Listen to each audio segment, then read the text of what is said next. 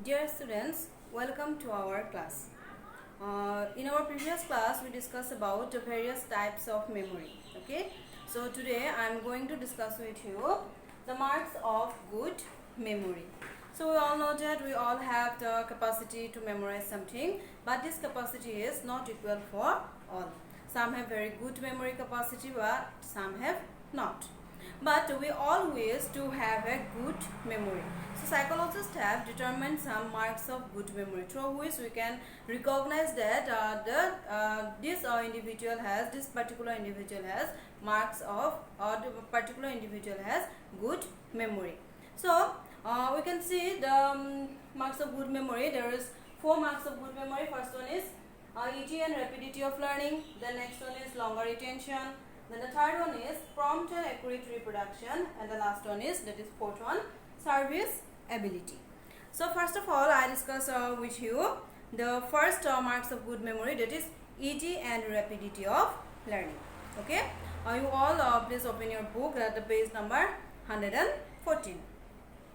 So first marks is easy and rapidity of learning, and good memory enables an individual to learn and register facts quickly, easily and without much effort. So who have good memory to learn something, they have not to give too much effort that particular thing. It means good memory is the ability to learn and acquire everything everything rapidly and easily. So who have good memory, they can learn anything very easily and rapidly.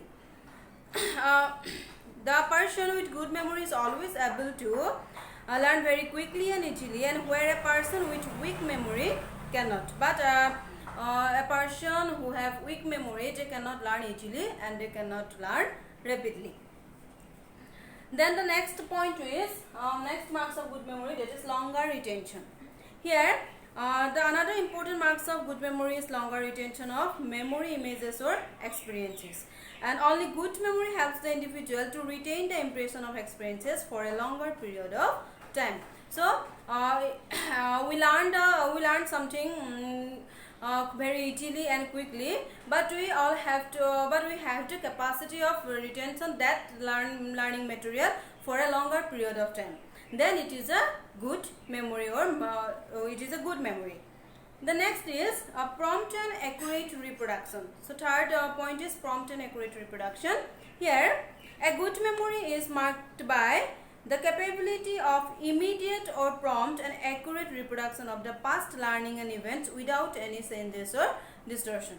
So who have the capacity of good memory, then they have the capacity of reproduction the learning material, previous experiences or previous learning material promptly and accurately, and without losing much time.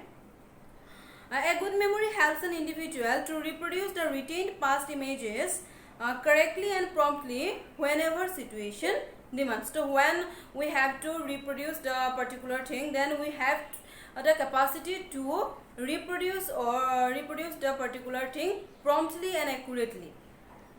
With rapidly and promptness, he may recall the past event or images in its original form, which must be accurate. So we have to reproduce that particular thing, or recall that particular thing accurately. Then it is the good memory. So it is the major mark of good memory. Then the last point, it is point number 4, that is service ability. Okay, service ability means good memory is always workable if and when required. Okay, service ability makes man learning worthwhile, and a person with good memory can recall the right things at the right time. So if we learn something and we have the capacity to retain the learning material for a longer period of time, we have the capacity to reproduce the learning material accurately, but we also have the capability of reproduce the learning material whenever required, whenever needed. Then we have to recall that particular thing. If we do not recall that particular thing whenever we need to reproduce that particular thing, then it is not a good memory. Whatever one learns in life becomes meaningful if memory remains serviceable, and thus serviceability is also a mark of good memory. So this is called serviceability. Serviceability means whenever we have to recall that particular thing, we have the capacity to recall them. So these are the 4 marks of good memory. This is a very important point for you, and maximum 4 marks question is usually come from this topic. Write up 4 marks of good memory, or what are the marks of good memory. Then we have to write these 4 points and elaborate these points. Okay. Now I am going to discuss with you the next point. It is span of memory or memory span. Okay. According to the psychologists, there is always a certain limit to which an individual can retain the memory images of past experiences. Okay, there is always a limitation limitation of retaining capacity of past images. An individual has limit to remember things or objectives at a particular time, and this limit of retaining capacity of an individual is known as memory. Memory span. Okay, what is memory span? Memory span means the capacity of retaining capacity of something. Okay, one cannot remember unlimited number of things on immediate presentation. So we have no one have the capacity of unlimited retention. So what is memory span? Memory span means the limitation of retaining capacity of past experiences of an individual. Okay, limitation of the retaining capacity of an individual of past experiences. So what is memory span? To understand this briefly or clearly, we'll discuss with a psychological experiment of memory span. Okay, and if you see the book, you can see some increasing numbers or letters like this. Some increasing numbers or letters. I will describe with you only numbers. Okay, I am not write letters. I will discuss with you only through numbers. For the experiment of memory span, an instrument is used where the middle area is blank. For the memory span, an instrument is used like this. This is not proper, but I try to describe with you where this middle portion is blank. Okay, an instrument is used where this middle portion is blank. Okay, there is nothing, it is blank. And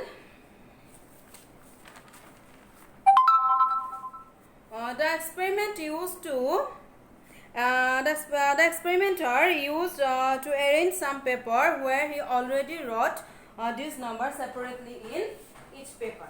So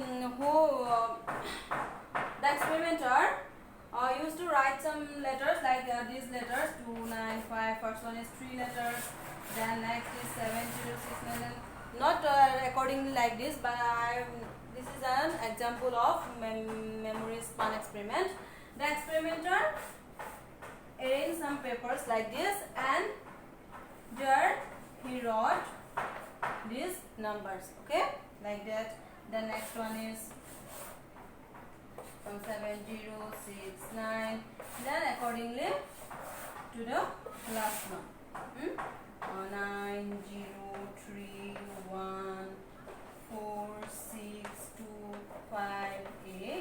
9031462580. So experimenter arranged this all cards of paper.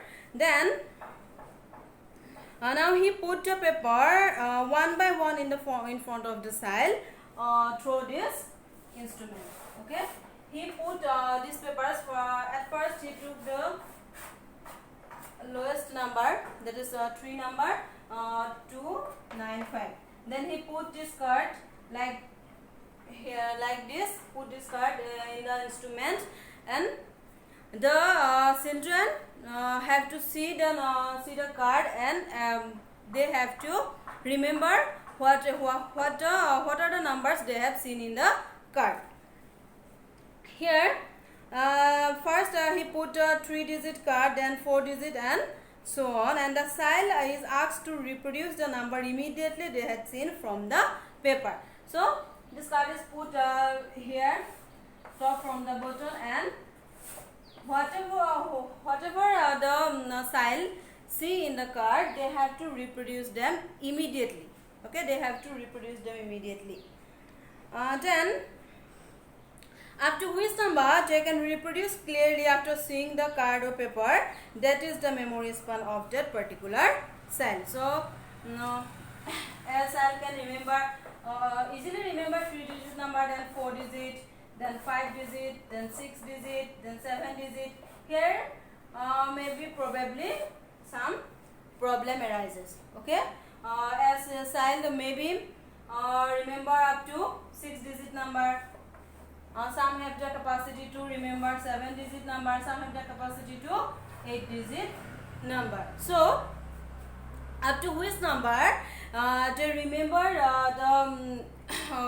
they up to which number they have to remember that particular number is the memory span of that particular children. Okay, if someone remember the 7-digit number, then his memory span is 7, and if someone is remember the 9-digit number, then his memory capacity is or memory span is 9. But normally an adult have average memory span is 7 or 8, and child have the memory span is 4-digit. So this is what memory span. I hope you all understand it clearly. Okay. Now I go to our next topic, that is memory trace. Memory trace. It is our today's last topic. Okay.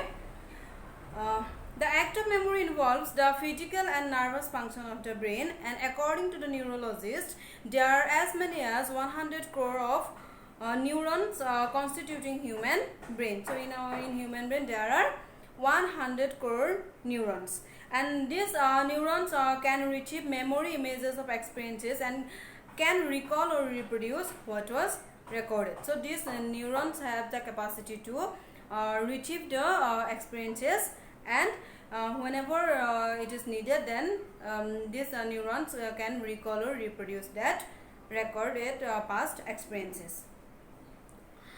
And when the neurons retrieve the past experiences, a psychological change is brought about in the nervous system. Okay, when the neurons try to retrieve the past experiences, then a psychological changes is happen in our neuron system, and this changes act. Okay, this act is termed as memory trace. So what is memory trace? When the psychological changes is happen in our neurons when we retrieve a particular experiences, that process is known as memory trace. Sir T.P. Nunn referred to memory trace as anagram. So memory trace is known as anagram according to Sir T.P. Nunn. And some other call them neurograms, and the neurological function of the neurons in human brain and registration of sensory information on the nervous system can be compared to the computer machine. Whole system is compared to the computer machines, which functions as input and output of facts and informations. So thus it can be said that memory trace is a hypothetical modification of the nervous system. Okay, so this is memory trace. So today we discuss about the marks of good memory. This is the very important point for you for 4 marks question. Then we discuss about memory span, and the last one is memory trace. So today today's homework I want to give you, that is what is memory span. This is for 1 marks question, and you all have to write the answer of this question and send it to me before 6 p.m. Okay, thank you.